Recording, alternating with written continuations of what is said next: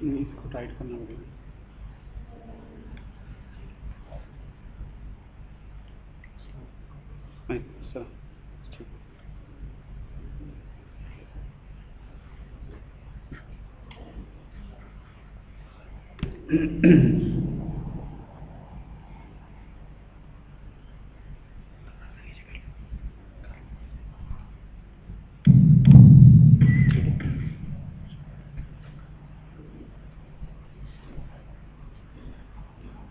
بسم الله الرحمن الرحيم. الحمد لله رب العالمين، والصلاة والسلام على أشرف الأنبياء والمرسلين وعلى آله وأصحابه أجمعين ومن تبعهم بإحسان إلى يوم الدين. أما بعد.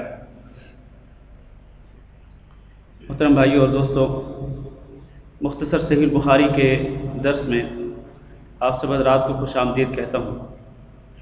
اللہ رب العزت سے دعا ہے کہ وہ آپ سب کا یہاں آنا اور یہاں بیٹھنا، پڑھنا، سیکھنا اللہ تعالیٰ قبول فرمائے، اور اللہ رب العزت ہمیں جو کچھ پڑھیں، جو کچھ سیکھیں، اللہ رب العزت اس پہ عمل کرنے کی توفیق دے.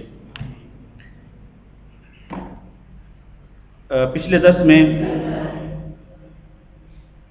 ہم نے سجدہ سہو کے کچھ مسائل پڑھے تھے حدیث نمبر 301 کی روشنی میں. اس کے بعد جو اگلا باب ہے، اس باب میں ان مساجد کا ذکر ہے جو مدینہ منورہ کے مختلف راستوں پر تھیں اور نبی صلی اللہ علیہ وسلم نے ان مسجدوں کے اندر نماز پڑھی. تو حضرت عبداللہ بن عمر رضی اللہ تعالیٰ عنہ یہ وہ صحابی ہیں کہ جو نبی صلی اللہ علیہ وسلم کے آثار کی اتباع کرتے تھے اور آپ صلی اللہ علیہ وسلم کی پیروی کرتے تھے. ویسے تو سارے صحابہ اکرام آپ صلی اللہ علیہ وسلم کے اطاعت گزار تھے، پیروکار تھے، فرما بردار تھے، لیکن خصوصی طور پر عبداللہ بن عمر رضی اللہ تعالیٰ عنہ نبی صلی اللہ علیہ وسلم کی ایک ایک سنت پر اور آپ کے ایک ایک عمل پر عمل کرنے کی کوشش کرتے، حتیٰ کہ ان مساجد میں بھی جاتے جن مساجد میں کبھی نبی صلی اللہ علیہ وسلم نے سفر کے دوران نماز پڑھی. تو یہ جو باب ہے، اس باب کے الفاظ دیکھیں: المساجد التي على طرق المدینہ والمواضع التي صلى فيها النبي صلی اللہ علیہ وسلم. وہ مساجد جو مدینہ منورہ کے راستوں پر تھیں اور ان جگہوں پر تھیں کہ جہاں نبی صلی اللہ علیہ وسلم نے نماز پڑھی. اب اس میں مثلا پہلی حدیث پڑھتے ہیں: عن عبد الله بن عمر رضي الله عنهما أنه كان يصلي في أماكن من الطريق ويقول إنه رأى النبي صلى الله عليه وسلم يصلي في تلك الأمكنة. عبداللہ بن عمر رضی اللہ تعالیٰ عنہ سے روایت ہے کہ وہ کئی جگہوں پر، راستے میں کئی جگہوں پر نماز پڑھتے تھے اور وہ کہا کرتے تھے کہ انہوں نے نبی صلی اللہ علیہ وسلم کو اسی طرح ان جگہوں پر نماز پڑھتے ہوئے دیکھا. اب یہ پہلی حدیث ہے اس باب کے اندر کہ عبداللہ بن عمر رضی اللہ تعالیٰ عنہما ان راستوں پر جو مدینہ منورہ کی طرف آتے تھے مختلف سمتوں کی طرف سے، تو ان راستوں پر جہاں جہاں نبی صلی اللہ علیہ وسلم نے رک کر نماز پڑھی اور وہ اتفاقاً وہ مقامات تھے، یعنی عمدن نبی صلی اللہ علیہ وسلم ان جگہوں پر نہیں رکتے تھے، قصدن نہیں رکتے تھے کہ وہاں کوئی خاص فضیلت ہو اور اس لیے آپ صلی اللہ علیہ وسلم نے وہاں رک کر کے نماز پڑھی. ایسا نہیں تھا، بلکہ اتفاقاً ایسا ہوا کہ آپ صلی اللہ علیہ وسلم سفر کے دوران تھے، نماز کا وقت ہوا، جس جگہ پہ نماز کا وقت ہوا وہیں آپ نے نماز پڑھ لی. اور یہ کئی مقامات تھے، مختلف راستے، مختلف مقامات جہاں پر نبی صلی اللہ علیہ وسلم نے وقتاً فوقتاً نمازیں پڑھی. تو عبداللہ بن عمر رضی اللہ تعالیٰ عنہ کیا کرتے تھے، یہ نبی صلی اللہ علیہ وسلم کی وفات کے بعد بھی ان مقامات پر جاتے تھے اور وہاں پر جا کر نماز پڑھتے تھے اور کہتے تھے کہ میں نے نبی صلی اللہ علیہ وسلم کو یہاں نماز پڑھتے ہوئے دیکھا ہے. حتیٰ کہ یہ بھی موجود ہے کہ آپ صلی اللہ علیہ وسلم جہاں پر قضاء حاجت کرتے تھے، تو جس درخت کے نیچے یا جس مقام پر آپ قضاء حاجت کرتے اس جگہ پر بھی جاتے عبداللہ بن عمر اور آپ کہتے کہ میں نے یہاں نبی صلی اللہ علیہ وسلم کو قضاء حاجت کرتے ہوئے دیکھا. تو یہ در حقیقت وہ جذبہ تھا عبداللہ بن عمر رضی اللہ تعالیٰ عنہ کے اندر کہ وہ نبی صلی اللہ علیہ وسلم کے ایک ایک اثر کی اتباع کرتے تھے، ایک ایک نشان کو دیکھتے تھے، جہاں جہاں آپ گئے وہاں آپ عبداللہ بن عمر بھی گئے اور وہاں نماز پڑھی یا دوسری حاجتوں کو پورا کیا۔ اب اس کے بعد جتنی بھی حدیث ہیں اس باب کے اندر، ان تمام حدیثوں کے اندر عبداللہ بن عمر رضی اللہ تعالیٰ عنہ نے مختلف مساجد کا بیان کیا، اور اگر ہم خلاصہ کرنا چاہیں تو میں آپ کو خلاصہ بتلاتا ہوں۔ عبداللہ بن عمر رضی اللہ تعالیٰ عنہ نے ان احادیث کے اندر جو ابھی آگے آ رہی ہیں، ان احادیث کے اندر 9 مسجدوں کا ذکر کیا ہے۔ کتنی مسجدوں کا؟ 9 مسجدوں کا۔ یہ وہ مختلف مساجد ہیں جو مختلف راستوں پر تھیں۔ ان میں سے پہلی مسجد ذوالحلیفہ کے مقام پر، ذوالحلیفہ اہل مدینہ کا میقات ہے، جس کو آج کل ابیار علی کہا جاتا ہے۔ تو نبی صلی اللہ علیہ وسلم نے ذوالحلیفہ والی مسجد میں نماز پڑھی۔ اس کو مسجد شجرہ بھی کہا جاتا تھا اور اس کو مسجد المحرم بھی کہا جاتا تھا، کیونکہ وہ احرام باندھنے کی جگہ تھی تو اس لیے اس کو مسجد المحرم بھی کہا گیا، اور چونکہ وہ درخت کے پاس تھی تو اس لیے اس کو مسجد الشجرہ بھی کہا گیا، درخت کے پاس یا درخت کے قریب مسجد۔ المہم یہ ہے کہ ان 9 مساجد میں سے پہلی مسجد جس میں نبی صلی اللہ علیہ وسلم نے نماز پڑھی وہ مسجد ذوالحلیفہ، اور یہ جو مسجد ہے یہ وہ واحد مسجد ہے جو آج بھی ذوالحلیفہ کے مقام پر موجود ہے۔ ذوالحلیفہ کے مقام پر آج بھی یہ مسجد موجود ہے۔ اہل مدینہ یا مدینہ سے گزرنے والے جتنے بھی لوگ ہیں وہ سب کے سب یہیں سے احرام باندھ کر وہ مکہ مکرمہ کی طرف جاتے ہیں۔ یہ پہلی مسجد۔ دوسری مسجد ہے مسجد المعرس۔ مسجد المعرس یہ وہ مسجد ہے کہ جہاں پر نبی صلی اللہ علیہ وسلم جب مدینہ منورہ کی طرف واپس لوٹتے تھے تو آپ صلی اللہ علیہ وسلم اس مقام پر آ کر پڑاؤ ڈالتے تھے، اسی لیے اس کو معرس کہا گیا۔ معرس کا معنی ہے پڑاؤ ڈالنے کی جگہ۔ تو یہاں نبی صلی اللہ علیہ وسلم پڑاؤ ڈالتے تھے رات کے آخری پہر میں، کہ آپ صلی اللہ علیہ وسلم کا معمول تھا کہ آپ رات بھر چلتے، رات کے آخری پہر میں آپ پڑاؤ ڈالتے اور کچھ دیر آرام کرتے اور پھر آپ صلی اللہ علیہ وسلم فجر کی نماز ادا کرتے۔ تو یہ معرس کے مقام پر ایک مسجد تھی جہاں پر نبی صلی اللہ علیہ وسلم پڑاؤ ڈالتے اور وہاں آپ صلی اللہ علیہ وسلم نماز بھی پڑھتے۔ یہ دوسری مسجد۔ تیسری مسجد مسجد شرف الروحہ۔ الروحہ ایک جگہ کا نام ہے۔ تو اس کا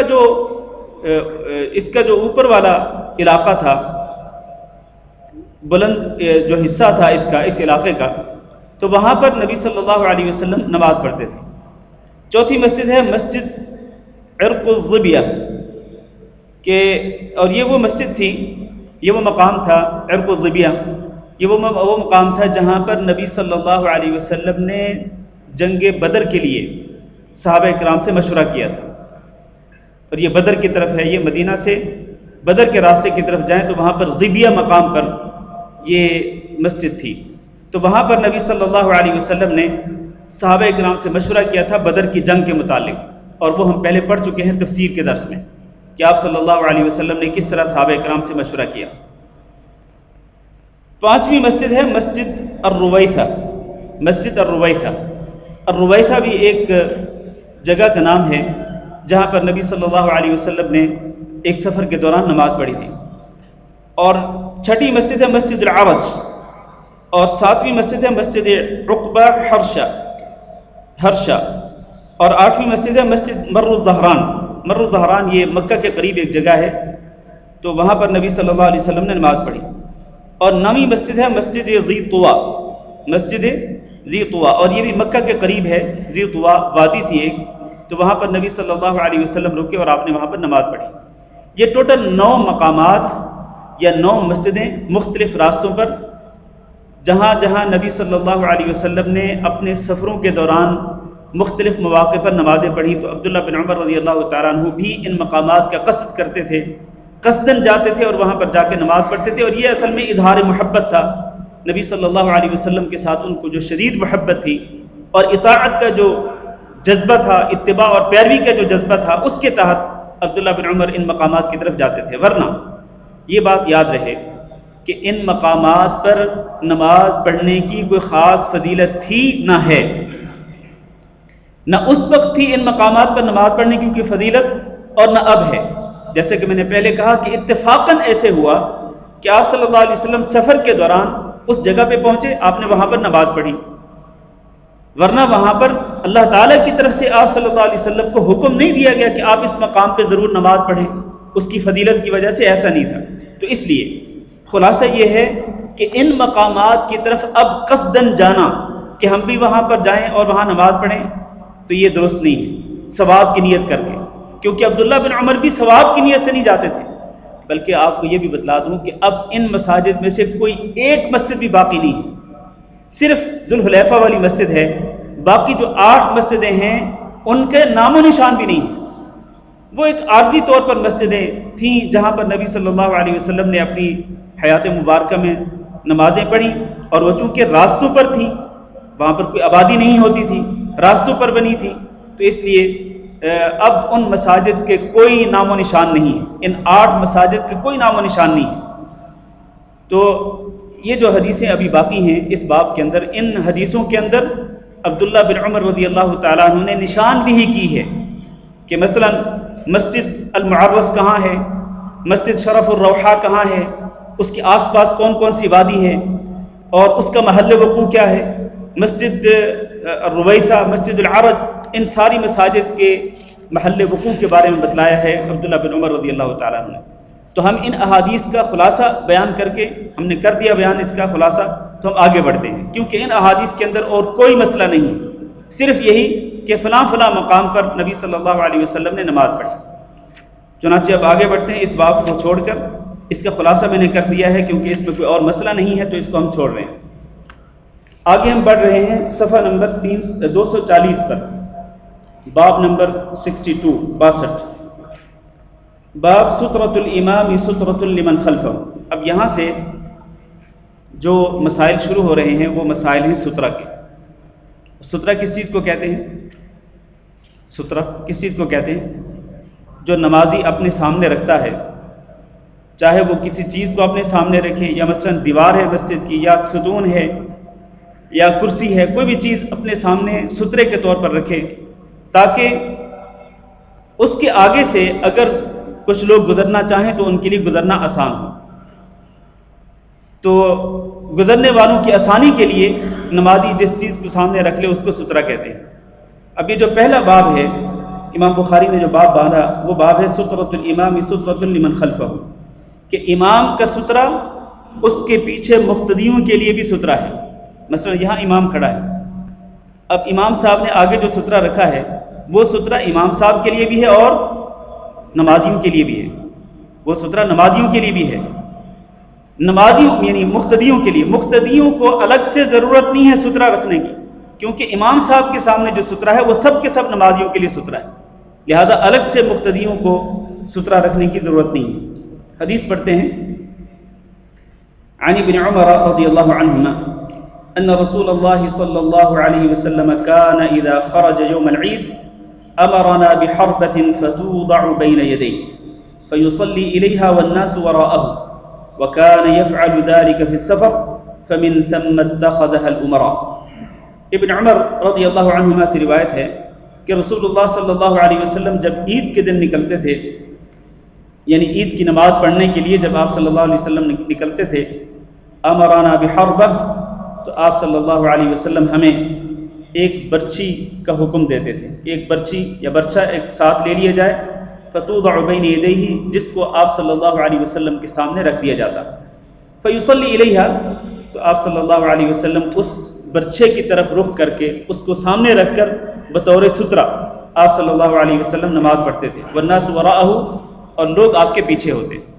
اب یہاں دیکھیں عبداللہ بن عمر رضی اللہ تعالیٰ عنہ نے یہ نہیں بتلایا کہ نمازی بھی اپنے سامنے یعنی مقتدی بھی اپنے سامنے سترہ رکھتے تھے، یہ نہیں ذکر کیا۔ اس کی وجہ کیا ہے؟ وجہ یہ ہے کہ مقتدی اپنے سامنے سترہ رکھتے ہی نہیں تھے۔ کیوں؟ اس لیے کہ جب وہ امام کے پیچھے ہوتے تو امام کا سترہ ان کے لیے بھی سترہ ہوتا۔ تو عبداللہ بن عمر رضی اللہ تعالیٰ عنہ نے جو چیز ذکر کی وہ کیا ہے کہ نبی صلی اللہ علیہ وسلم کے سامنے برچھا رکھ دیا جاتا، آپ اسی کو سترہ بنا کر نماز پڑھتے۔ یہ اس کی دلیل ہے کہ جب جماعت ہو رہی ہو تو جماعت میں ہر نمازی کے لیے ضروری نہیں کہ وہ اپنے سامنے سترہ رکھے، بلکہ صرف امام کے سامنے سترہ ہو، تو وہ باقی مقتدیوں کے لیے بھی، باقی سب نمازیوں کے لیے کافی ہو جاتا ہے. ورنہ اگر سترہ ہوتا نا، اگر یعنی مقتدیوں کے لیے بھی اگر سترہ رکھنا ضروری ہوتا تو عبداللہ بن عمر رضی اللہ تعالیٰ عنہ اس حدیث کے اندر وہ بھی بیان کرتے. تو ان کا بیان نہ کرنا اس بات کی دلیل ہے کہ مقتدیوں کے لیے سترہ رکھنے کی ضرورت نہیں ہے.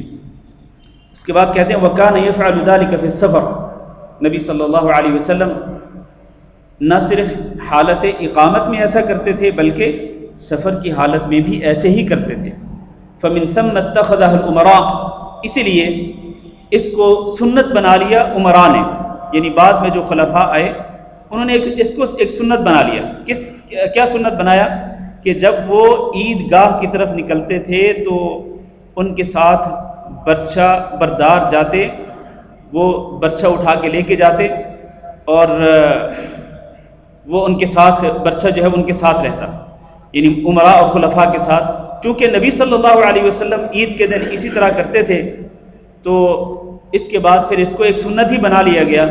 عمراء اور خلفاء نے اس کو ایک طریقہ بنا لیا کہ وہ حکم دیتے تھے خلفاء، لہذا ان کے ساتھ جب وہ عید کے لیے نکلتے تو ان کے ساتھ برچہ بردار بھی ہوتے جو برچہ اٹھا کر کے لے جاتے اور ان کے سامنے رکھتے. یہاں پر ایک اور مسئلہ ہے اسی حدیث سے جو معلوم ہوتا ہے، وہ کیا ہے؟ وہ یہ ہے کہ نمازی جو ہے وہ اپنے سامنے کسی بھی چیز کو سترہ بنا سکتا ہے، بس اس کی ایک شرط ہے. شرط یہ ہے کہ اس کی لمبائی اتنی ہو جتنی لمبائی ایک برچے کی ہوتی ہے. کسی بھی چیز کو سترہ بنا سکتے ہیں، بس اس کی لمبائی اتنی ہو جتنا ایک برچے کی ہوتی ہے. اور برچے کی لمبائی کتنی ہوتی ہے؟ تقریباً 1 سے 1.5 فٹ تک، 1 سے 1.5 فٹ تک اس کی لمبائی ہوتی ہے. تو تقریباً 1.5 فٹ لمبا جو ہے، 1 سے 1.5 فٹ لمبی جو چیز ہے وہ اپنے سامنے رکھ لیں، وہ آپ کے لیے سترہ ہے. اس کی چوڑائی کے لیے کوئی شرط نہیں ہے، چاہے وہ 1 سینٹی میٹر اس کی چوڑائی ہو اور وہ مثلا لمبا عصا ہو، ڈنڈا ہو، مثلا وہ بھی کوئی بھی ایسی چیز ہو، اس کی چوڑائی کے لیے کوئی شرط نہیں. لمبائی کے لیے شرط یہ ہے کہ اس کی لمبائی جو ہے وہ تقریباً اتنی ہو جتنی ایک برچے کی ہوتی ہے، اور وہ 1 سے 1.5 فٹ کے درمیان تقریباً. اگلی حدیث عن ابی جحیفہ رضی اللہ عنہ ان النبی صلی اللہ علیہ وسلم صلی بهم بالبطحاء وبين يديه عنزة الظهر ركعتين والعصر ركعتين يمر بين يديه المرأة والحمار. ابو جحیفہ رضی اللہ تعالی عنہ بیان کرتے ہیں کہ نبی صلی اللہ علیہ وسلم نے انہیں نماز پڑھائی بطحا کے مقام پر. یہ بطحا مقام جو ہے یہ مکہ کے قریب تھا. مکہ کے قریب ایک جگہ جس کا نام بطحا ہے. تو کہتے ہیں کہ بطحا کے مقام پر نبی صلی اللہ علیہ وسلم نے انہیں نماز پڑھائی اور آپ کے سامنے ایک نیزہ گاڑ دیا گیا. عنزہ کہتے ہیں نیزے کو، نیزہ گاڑ دیا گیا. اور یہ معلوم ہونا چاہیے کہ نیزے کی لمبائی بھی اتنی ہی ہوتی ہے جتنی لمبائی ایک برچے کی ہوتی ہے، وہی جو ہم پہلے بیان کر چکے ہیں. آپ صلی اللہ علیہ وسلم نے کتنی نماز پڑھائی؟ الظہر رکعتین، ظہر کی 2 رکعتیں پڑھائیں کیونکہ آپ سفر میں تھے. والعصر رکعتین، اور عصر کی بھی آپ نے 2 رکعتیں پڑھائیں. یمر بین یدیہ المرأة والحمار، اور جب آپ صلی اللہ علیہ وسلم نماز پڑھا رہے تھے تو اس سترے کے آگے سے عورتیں بھی گزر رہی تھیں، گدھے بھی گزر رہے تھے، اور آپ صلی اللہ علیہ وسلم نے اس کی کوئی پرواہ نہیں کی. آپ صلی اللہ علیہ وسلم نے اپنی نماز کو جاری رکھا. کیوں؟ اس لیے کہ وہ گدھے جو گزر رہے تھے یا جو عورتیں گزر رہی تھیں وہ سترے کے اس طرف سے گزر رہی تھیں، سترے کے سامنے سے گزر رہی تھی. نہ یہ کہ وہ سترے اور آپ صلی اللہ علیہ وسلم کے درمیان سے گزر رہے تھے، نہیں، ایسا نہیں تھا. کیونکہ سترہ رکھا ہی اسی لیے جاتا ہے کہ جس نے گزرنا ہو وہ سترے کے ادھر سے گزرے، ورنہ امام نمازی اور سترے کے درمیان سے گزرنا جو ہے یہ تو جائز ہی نہیں ہے. اور اس میں تو نبی صلی اللہ علیہ وسلم کا حکم ہے کہ جو شخص آپ کے اور سترے کے درمیان سے گزرنا چاہے تو اس کو پیچھے ہٹا دو، اور اگر وہ پیچھے نہیں ہٹتا تو اس کو دھکا دے کے پیچھے ہٹاؤ. بلکہ آپ صلی اللہ علیہ وسلم نے فرمایا کہ وہ شخص شیطان ہے جس کو نمازی پیچھے ہٹانے کی کوشش کر رہا ہے لیکن وہ وہاں سے گزرنے پر مصر ہے اس کے اور سترے کے درمیان. لہذا اس شخص کو نبی صلی اللہ علیہ وسلم نے شیطان قرار دیا اور اس کو سختی سے پیچھے ہٹانے کا حکم دیا. تو نمازی اور سترے کے درمیان سے گزرنا جائز ہی نہیں ہے، بلکہ ایک حدیث میں ہے کہ ایک شخص کے لیے بہتر ہے کہ وہ 40، آگے اس کی وضاحت نہیں ہے کہ 40 سال یا 40 مہینے یا 40 دن، ہم اگر کم جو مدت ہے ہم اس کو اگر سامنے رکھ لیں کہ 40 دن تک ایک شخص کے لیے بہتر ہے کہ وہ کھڑا رہے، اس سے بہتر ہے کہ وہ نمازی کے سامنے سے گزر جائے۔ 40 دن تک بھی اگر اس کو رکنا پڑے تو رکا رہے۔ اور اس میں اصل میں مبالغہ ہے کہ کسی بھی صورت میں جائز نہیں ہے کسی شخص کے لیے کہ وہ امام اور اس کے سترے کے درمیان سے گزرے، یہ ہرگز درست نہیں ہے۔ تو یہاں جو حدیث ہے حضرت ابو جحیفہ رضی اللہ تعالیٰ عنہ کی، اس میں یہی بیان کیا گیا ہے کہ نبی صلی اللہ علیہ وسلم نے اپنے سامنے نیزہ گاڑنے کا حکم دیا، پھر آپ صلی اللہ علیہ وسلم نے اسی کو سترہ بنایا، اور آپ صلی اللہ علیہ وسلم نے ظہر کی بھی 2 رکعتیں پڑھائیں، عصر کی بھی 2 رکعتیں پڑھائیں، اور سترے کے اس طرف سے جو بھی چیز گزر رہی تھی، عورتیں تھیں، گدھے تھے، جو بھی جانور تھے، نبی صلی اللہ علیہ وسلم نے اس کی پرواہ نہیں کی۔ اگلا باب قدر کم ينبغي ان يكون بين المصلي والسترہ، بیان اس بات کا کہ نمازی اور سترے کے درمیان کتنا فاصلہ ہونا چاہیے، یعنی سترہ کتنے فاصلے پر ہونا چاہیے۔ حدیث پڑھنے سے پہلے میں یہ بتلا دوں کہ نبی صلی اللہ علیہ وسلم نے ارشاد فرمایا کہ من صلی الی سترۃ فلیدن منها، کہ جو شخص سترے کی طرف نماز پڑھے، یعنی سترہ اپنے سامنے رکھ کر نماز پڑھے، فلیدن منها، تو وہ اس کے قریب ہو جائے۔ تو لہذا نمازی کو اپنے سترے کے قریب کھڑے ہو کر نماز پڑھنی چاہیے۔ مثلا آپ اگر دیوار کے سامنے ہیں تو قریب ہو جائیں، ستون کے سامنے ہیں قریب ہو جائیں، آپ نے کرسی رکھی ہے اپنے سامنے سترے کے طور پر، کرسی کے قریب ہو جائیں، جو بھی آپ نے سترہ بنایا اس کے سامنے قریب ہو کر کے آپ نماز پڑھیں، قریب ہونے کا حکم دیا۔ تو کم از کم کتنا، زیادہ سے زیادہ کتنا فاصلہ ہونا چاہیے ان دونوں کے درمیان میں، نمازی اور سترے کے درمیان میں کتنا فاصلہ ہونا چاہیے، وہی بیان کیا جا رہا ہے اس حدیث کے اندر۔ حدیث پڑھتے ہیں، عن سہل رضی اللہ عنہ قال كان بين مصلى رسول الله صلی اللہ علیہ وسلم وبين الجدار ممر الشاة۔ سہل رضی اللہ تعالیٰ عنہ بیان کرتے ہیں کہ رسول اکرم صلی اللہ علیہ وسلم کی جائے نماز کے درمیان اور دیوار کے درمیان صرف اتنی جگہ ہوتی تھی جتنی جگہ سے ایک بکری آسانی سے گزر سکے۔ بکری کی جو گزرگاہ ہے وہ بہت زیادہ نہیں ہوتی ہے، بکری آپ کو معلوم ہے کہ چھوٹا سا جانور ہے، تو اس کے گزرنے کے لیے جتنی جگہ ہوتی اتنی ہی جگہ چھوڑتے آپ صلی اللہ علیہ وسلم اپنے درمیان اور دیوار کے درمیان، اپنے درمیان اور دیوار کے درمیان آپ صلی اللہ علیہ وسلم اتنی ہی جگہ چھوڑتے تھے۔ تو یہ حدیث اس بات کی دلیل ہے کہ نمازی کو چاہیے کہ وہ سترہ اپنے قریب کرے، اور اس کو قریب کرنے سے ایک فائدہ یہ بھی ہوگا کہ اس کے دل میں وسوسے پیدا نہیں ہوں گے، شیطانی خیالات پیدا نہیں ہوں گے۔ اگر انسان سترے کی طرف رک کر کے نماز پڑھے، سترہ اپنے سامنے قریب کر لے، تو اس کے دل میں وسوسے اور شیطانی خیالات پیدا نہیں ہوں گے۔ ایک تو یہ فائدہ، دوسرا فائدہ یہ کہ گزرنے والوں کو فائدہ ہوگا، گزرنے والے آسانی سے اس طرف سے گزر جائیں گے اور ان کے لیے کوئی مشکل اور مشقت نہیں ہوگی۔ اگلا باب الصلاۃ الی العنزہ۔ یہاں شرح میں لکھا ہوا ہے کہ ایک روایت میں نمازی اور سترہ کا درمیانی فاصلہ 3 ہاتھ بتایا گیا ہے۔ تو یہ 3 ہاتھ جو ہے یہ کھڑے ہونے کی جگہ سے لے کر سجدے والی جگہ تک یا اس سترے تک 3 ہاتھ کا فاصلہ ہوتا ہے، اور یہ تقریباً یہ جو صف ہے نا، یہ صف تقریباً 3 ہاتھ کی ہوتی ہے، یہ صف تقریباً 3 ہاتھ کی ہوتی ہے۔ تو اتنا ہی فاصلہ ہوتا، یعنی کھڑے ہونے کی جگہ سے لے کر آگے سجدے کی جگہ تک درمیان میں 3 ہاتھ کا فاصلہ ہوتا، تو آپ صلی اللہ علیہ وسلم سجدے والی جگہ کے پاس ہی اپنا سترہ رکھتے تھے اور اسی کے سامنے کھڑے ہو کر آپ صلی اللہ علیہ وسلم نماز پڑھتے تھے۔ اگلا باب نیزے کی طرف رخ کر کے نماز پڑھنا۔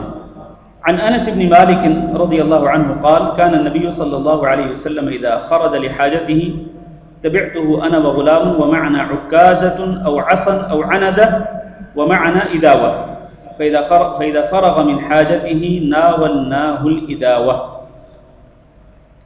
انس بن مالک رضی اللہ تعالیٰ عنہ بیان کرتے ہیں کہ نبی صلی اللہ علیہ وسلم جب اپنی حاجت کے لیے نکلتے تھے، حاجت سے مراد انسانی حاجت، یعنی پیشاب پخانے کے لیے آپ صلی اللہ علیہ وسلم جاتے، تبعتہ انا و غلام، تو انس بن مالک کہتے ہیں کہ میں اور ایک اور نوجوان ہم آپ صلی اللہ علیہ وسلم کے پیچھے جاتے، اور ہمارے ساتھ کیا ہوتا، ایک نوکدار لکڑی ہوتی یا لاٹھی ہوتی یا پھر نیزہ ہوتا۔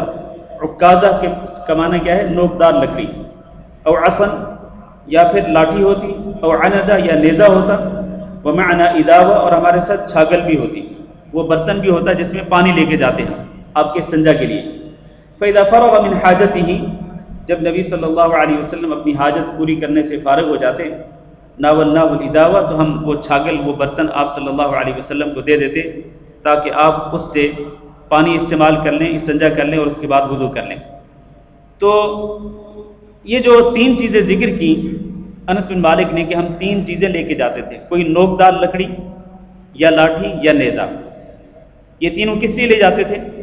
تاکہ آپ صلی اللہ علیہ وسلم اگر وضو کر کے نماز پڑھنا چاہیں تو اپنے سامنے سترا رکھ لیں، وہ نوکدار لکڑی اپنے سامنے گاڑ لیں، یا لاٹھی اپنے سامنے گاڑ لیں، یا نیزہ اپنے سامنے گاڑ لیں۔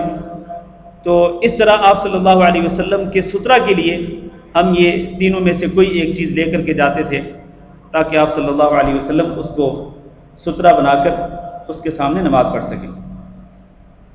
تو یہ حدیث اس بات کی دلیل ہے کہ سترے کا اہتمام کرنا چاہیے انسان کو۔ دیکھیں نا کہ صحابہ کرام خصوصی طور پر ان تین چیزوں میں سے کوئی چیز لے کر کے جاتے تھے تاکہ نبی صلی اللہ علیہ وسلم سترا بنا کر اس کے سامنے کھڑے ہو کر نماز پڑھیں۔ یہ اس کی دلیل ہے کہ انسان کو نماز پڑھتے وقت سترے کا اہتمام کرنا چاہیے۔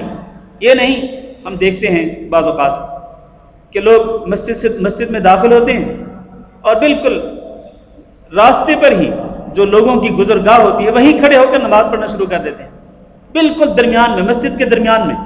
اور بھائی آپ کے لیے دیواریں مسجد کی موجود ہیں، یہ مسجد کے ستون موجود ہیں، ایک سائڈ پہ کھڑے ہو کر آپ اپنے سامنے کرسی رکھ سکتے ہیں یا یہ رحل رکھ سکتے ہیں، تو کسی بھی چیز کو آپ سترا بنا سکتے ہیں۔ یہ تو ہرگز ضرورت نہیں ہے کہ آپ کسی گزرگاہ پر کھڑے ہو جائیں، بالکل بیچ راستے کے، بالکل مسجد کے درمیان میں کھڑے ہو جائیں اور پھر لوگوں کے لیے بھی مشقت ہو، لوگوں کے لیے گزرنے میں مشقت ہو، تکلیف ہو۔ تو اس لیے اس طرح نہیں کرنا چاہیے، بلکہ ہر شخص کو، ہر نمازی کو اس سترے کا اہتمام کرنا چاہیے، جیسا کہ نبی صلی اللہ علیہ وسلم اور آپ کے صحابہ کرام سترے کا اہتمام کرتے تھے۔ باب الصلاۃ الی الاسطوانہ، ستون کی طرف نماز پڑھنا، یعنی ستون آپ کے سامنے ہو قبلے کی طرف اور آپ کھڑے اس کو سترا بنا کر نماز پڑھیں۔ عن سلمة بن الأكوع رضی اللہ عنہ انه كان يصلي عند الاسطوانة التي عند المصحف۔ سلمہ بن الاکوع رضی اللہ تعالیٰ عنہ بیان کرتے ہیں کہ وہ اس ستون کے پاس نماز پڑھتے تھے جو کہ مصحف کے پاس ہوتا تھا۔ مصحف سے مراد کیا ہے؟ مصحف سے مراد یہ قرآن مجید ہے۔ جہاں پر مسجد نبوی کے اندر مصحف رکھا جاتا تھا اس کے پاس ہی ایک ستون تھا، تو اس ستون کے سامنے کھڑے ہو کر یہ سلمہ بن اکوع رضی اللہ تعالیٰ عنہ نماز پڑھتے تھے۔ اور یہ اصل میں یہ بات ہے عثمان بن عفان رضی اللہ تعالیٰ عنہ کے دور کی، کیونکہ یہ جو قرآن مجید ہے پورے مصحف کی شکل میں، یہ کب آیا سامنے؟ یہ عثمان بن عفان کے دور میں سامنے آیا، ورنہ عثمان بن عفان رضی اللہ تعالیٰ عنہ سے پہلے، یعنی عمر رضی اللہ تعالیٰ عنہ کے دور خلافت میں، اور ان سے پہلے ابوبکر صدیق رضی اللہ تعالیٰ عنہ کے دور خلافت میں یہ قرآن مجید جو ہے ایک کتاب کی شکل میں، ایک مصحف کی شکل میں نہیں تھا، بلکہ یہ متفرق چیزوں میں بکھرا ہوا تھا۔ تو عثمان رضی اللہ تعالیٰ عنہ کو اللہ رب العزت نے یہ شرف بخشا کہ انہوں نے متفرق چیزوں کو جمع کر کے ایک قرآن مجید، ایک کتاب کی شکل میں پورا مصحف جو ہے وہ پرنٹ کروایا، اس کو لکھوایا اور پھر اس کو مختلف شہروں کے اندر تقسیم کرا دیا۔ اسی لیے اس کو مصحف عثمانی کہا جاتا ہے، مصحف عثمانی۔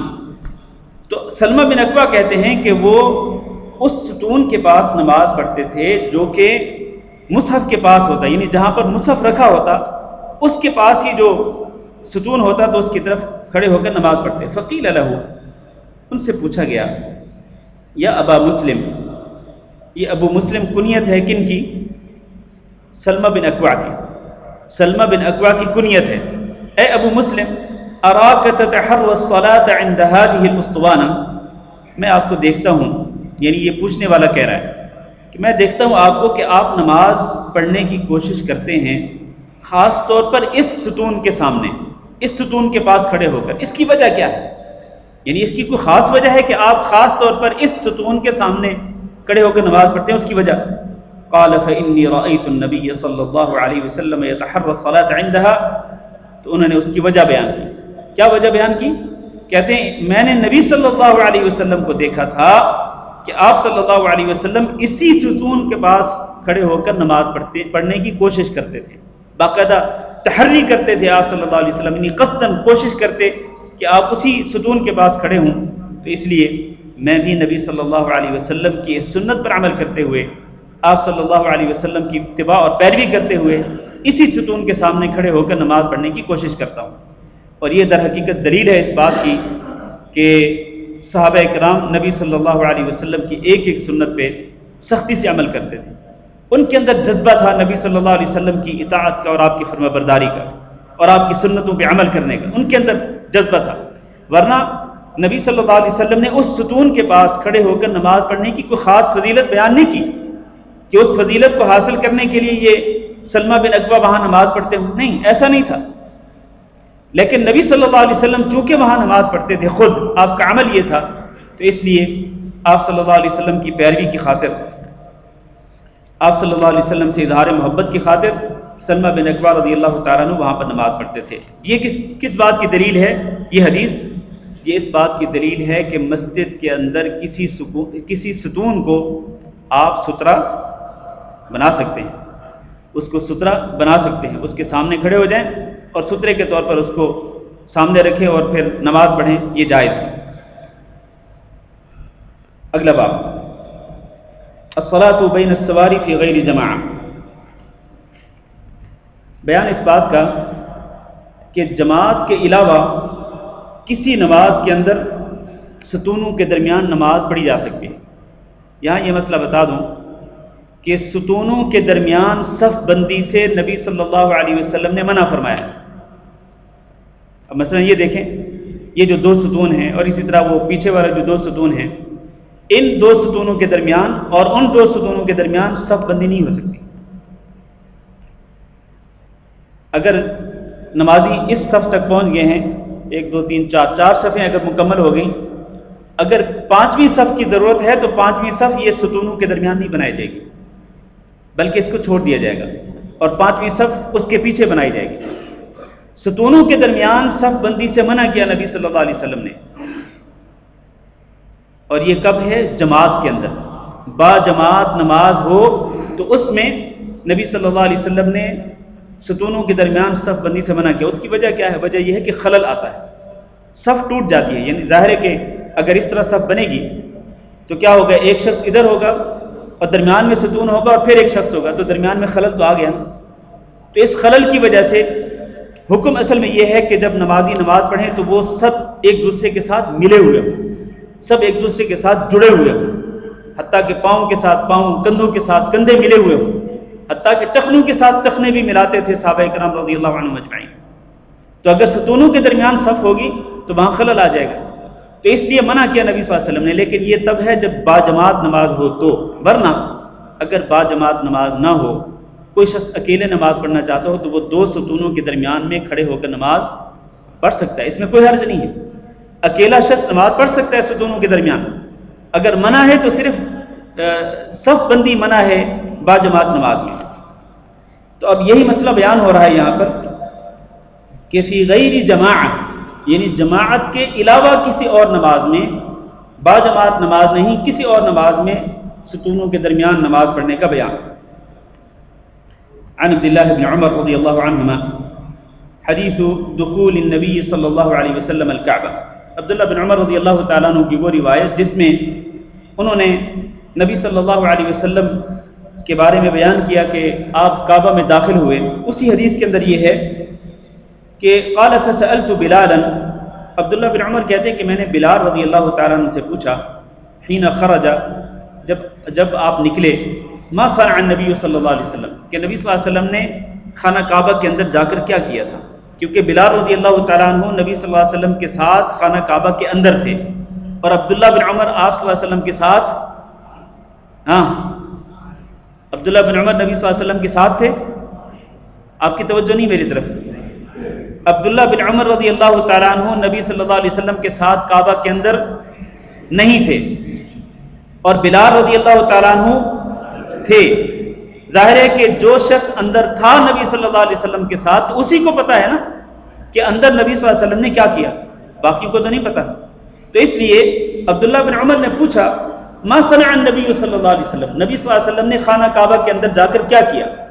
اور یہ بھی در حقیقت وہ جذبہ تھا جو ہم پہلے بیان کر چکے. عبداللہ بن عمر رضی اللہ تعالیٰ عنہ کے اندر وہ اطاعت کا اور اتباع سنت کا جو سچا جذبہ تھا، پیروی کرنے کا جو سچا جذبہ تھا، اسی جذبے کی خاطر، اسی جذبے کو سامنے رکھتے ہوئے عبداللہ بن عمر نے سب سے پہلے سوال کیا بلال سے کہ بلال بتلاؤ، جب نبی صلی اللہ علیہ وسلم خانہ کعبہ کے اندر گئے تو آپ نے کیا کیا، کوئی خاص عمل کیا تاکہ میں بھی وہی عمل کروں. تو کیا کہا بلال نے؟ قال جعل عمودا عن يساره، بلال کہنے لگے کہ آپ صلی اللہ علیہ وسلم نے ایک ستون اپنے بائیں طرف کیا اور ایک ستون اپنی بائیں طرف کیا، وثلاثه اعمده وراءه، اور 3 ستون آپ کے پیچھے تھے. وكان البيت يومئذ على 6 اعمده، اور اس دن یعنی جب نبی صلی اللہ علیہ وسلم خانہ کعبہ کے اندر داخل ہوئے تو اس دن خانہ کعبہ کے اندر 6 ستون تھے. تو گویا کہ ایک ستون آپ کی دائیں طرف، ایک آپ کی بائیں طرف، 3 آپ کے پیچھے، اور ایک چھٹا جو ہے وہ آپ کے سامنے تھا. تو وفی روایت عمودین عن یمینہ، اور ایک روایت میں یہ ہے کہ 2 ستون آپ کی دائیں طرف تھے. تو یہ روایت کے اختلاف ہے. بعض نے کہا کہ آپ صلی اللہ علیہ وسلم کی دائیں طرف 1 ستون تھا، اور بعض نے کہا کہ آپ کی دائیں طرف 2 ستون تھے. اگر ہم یہ مانیں کہ آپ کی دائیں طرف 2 ستون تھے اور بائیں طرف 1 تھا اور پیچھے 3 تھے، تو گویا نبی صلی اللہ علیہ وسلم نے ستون کو سترا نہیں بنایا بلکہ خانہ کعبہ کی دیوار کو سترا بنایا. اور اگر ہم یہ مانیں کہ دائیں طرف بھی 1 تھا، بائیں طرف بھی 1 ستون تھا، پیچھے 3 تھے، یہ 5 ہو گئے، تو چھٹا کہاں تھا؟ سامنے تھا. المہم یہ ہے کہ نبی صلی اللہ علیہ وسلم نے خانہ کعبہ کے اندر جو نماز پڑھی تو وہ بھی سترے کے سامنے پڑھی، چاہے وہ ستون تھا یا وہ خانہ کعبہ کی دیوار تھی. تو یہ حدیث اس بات کی دلیل ہے کہ ستونوں کے درمیان میں نماز پڑھنا جائز ہے. کس کے لیے؟ اکیلے انسان کے لیے، کیونکہ نبی صلی اللہ علیہ وسلم نے خانہ کعبہ کے اندر جو نماز پڑھی وہ با جماعت نہیں پڑھی. آپ نے جماعت نہیں کرائی تھی، آپ نے اکیلے نماز پڑھی، اور آپ نے ستونوں کے درمیان پڑھی. 1 ستون یا 2 ستون دائیں طرف اور 1 ستون بائیں طرف تھا. تو اکیلا شخص نماز پڑھنے والا جو ہے وہ ستونوں کے درمیان میں کھڑے ہو کر نماز پڑھ سکتا ہے. اس پہ شرعی طور پر کوئی قباحت نہیں ہے. واللہ اعلم، وصلی اللہ وسلم علی نبینا محمد وعلی آلہ واصحابہ اجمعین.